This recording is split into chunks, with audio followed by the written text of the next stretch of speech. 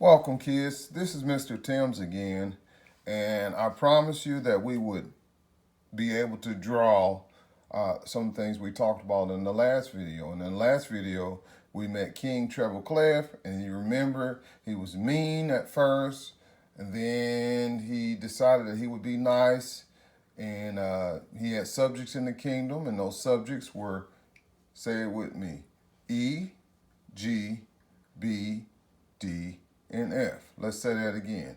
E, G, B, D, and F. Yeah. And then he built them stores, and those stores were F, A, C, E. All right. So first of all, I'm going to show you how to draw it. What you need a sheet of paper, 8.5 by 11 parents. You can use a Crayola marker, and that way you can see it clearly. You may have to pause this to review how I drew this. Now this is teaching your students how to make the notes on the treble clef, those that are in the staff. Okay, so first thing we need to do, we need to draw staff land. So here we go. Remember, staff land is made up of how many lines and how many spaces. If you said 5 lines and 4 spaces, you are correct. So here we go. Here's one line. You count with me. 1, 2, 3, 4, 5.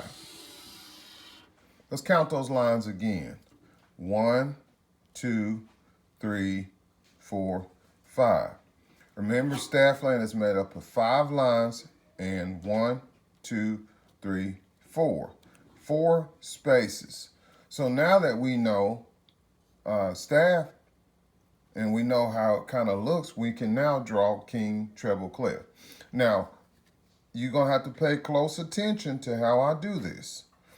The first thing we're going to do, we're going to make like a J. We're going to start a little bit above the staff ball right here.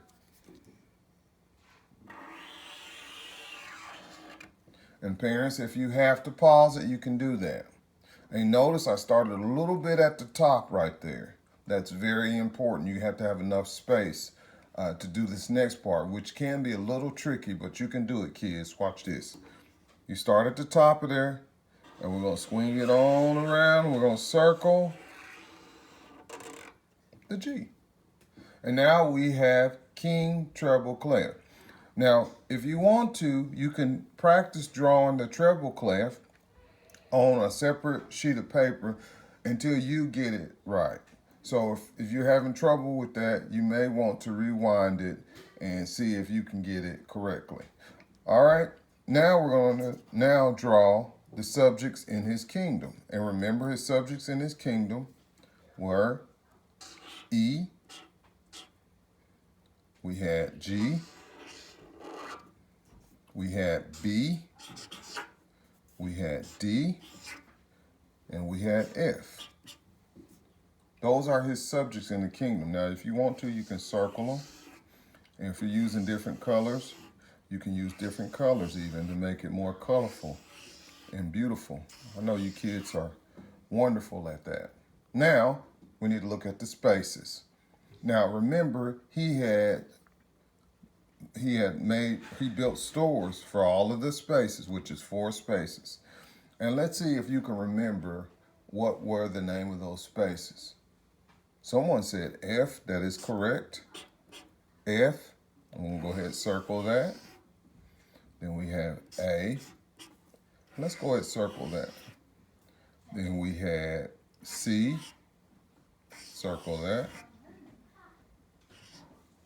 And then we had E, and let's circle that. So when you look at this, you know all of the names of the notes on a line and on a space. So these right here are on the space, and these right here are on the line. All right, these are what we talked about in the last video. And musicians are able to recognize these notes. Now they do use whole notes, they do use half notes, and they do use quarter notes. And on our next teaching segment, we're going to talk about those note values and their rest. Okay? So we'll talk about the note values, the rest, and all of that. I hope you kids have a good day wherever you are in the world. Bye.